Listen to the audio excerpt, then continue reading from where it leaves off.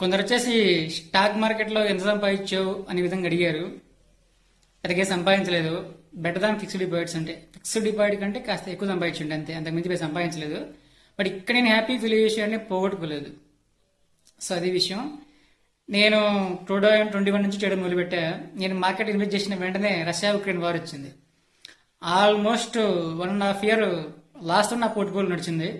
So తర్వాత నేను profit book చేయడం నేర్చుకున్నా. ఇంకా కాకపోతే ఫస్ట్ వచ్చేసి నాకు పేషెన్స్ లేదు. స్టాక్ మార్కెట్లో నీకు ఎంత తెలిసినా కూడా నీకు పేషెన్స్ లేకపోతే నో యూజ్. ఎంత ఏమీ తెలియని వాళ్ళకి మంచి స్టాక్లో పెట్టుబడి పెట్టేసి బోర్గా మంచిగా వెయిట్ చేస్తే వాళ్ళే ఎక్కువ సంపాదిస్తారు, ఎంత తెలిసిన వాడికంటే కూడా. బెస్ట్ ఎగ్జాంపుల్ నేనే. నాకు స్టాక్ మార్కెట్ న్యూస్ గురించి కొంచెం ఐడియా ఉంది, బట్ మెయిన్ వచ్చేసి పేషెన్స్ లేదు. ఇంకోటి ఏంటంటే నాకు వేరే ఇన్కమ్ సోర్స్ కూడా లేదు, ఎందుకంటే నేను ఫార్మర్ని. సో ఇంటి డబ్బులు పెట్టేసి నాకు అవసరం వచ్చేప్పుడు అమ్మేస్తూ ఉంటాను అనమాట. అంటే ఇది నా ఫైనాన్షియల్ గోల్ అనమాట. పేషెన్స్ లేదు, అలాగే నేను నా ఫైనాన్షియల్ కండిషన్స్ బట్టి నేను ఎంచుకునే నాకు అవసరం వచ్చేప్పుడు అమ్మేసుకుంటూ కూర్చుంటాను అనమాట.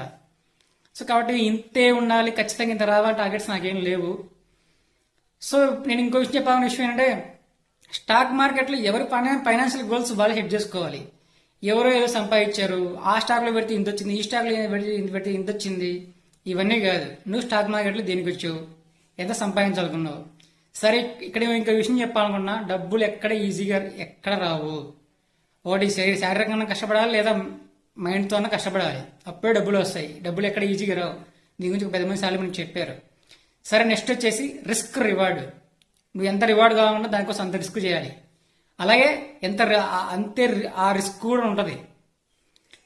సో కాబట్టి రిస్క్ రివార్డ్ రెండు కామన్గా ఉంటాయి.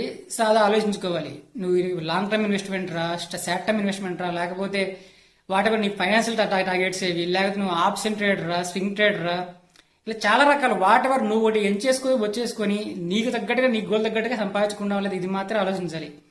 ఎవరైతే సంపాదించాలంటే అవ్వదు. ఫస్ట్ ఆఫ్ ఆల్ నీకు ఎంత నాలెడ్జ్ ఉంది, తర్వాత అన్నిటికంటే ముఖ్యంగా ఎంత పేషెన్స్ ఉంది, తర్వాత ఎలాంటి స్టాక్స్ ఎంచుకుంటున్నావు, లేదా ఆప్షన్స్ అయితే ఎలాంటి ఆప్షన్స్ ఎందుకు ఎంచుకుంటున్నావు. సో ఇలాంటివన్నీ ఉంటాయన్నమాట.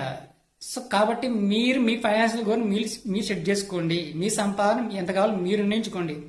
ఎవరో ఏదో చేశారంటే వాళ్ళు ఎంత కష్టపడుతున్నారో, వాళ్ళకైతే ఎంత పేషెన్స్ ఉందో మనకు తెలియదు కదా. సో నేను 5 years నుంచి ఉన్నా. నేను బెటర్ దాన్ ఫిక్స్డ్ డిపాజిట్ మాత్రం ఎంత సంపాదించి అంటే నా ఫైనాన్షియల్ సిచ్యువేషన్స్ అలా ఉన్నాయి, అలాగే నాకు అంత పేషెన్స్ లేదు. ఇప్పుడు నేను లెర్నింగ్ ప్రాసెస్లో ఉన్నా. సో మార్కెట్ గురించి ఇంకా తెలుసుకోవాలనే ఉద్దేశంతో రీల్ చేయడం మొదలుపెట్టా. ఫేమస్ కావడం కోసం కాదు, మార్కెట్ ఇలా రీల్స్ చేస్తే అయినా మార్కెట్ తెలుసుకుంటా చేయడం మొదలుపెట్టాను. సో ఇది విషయం.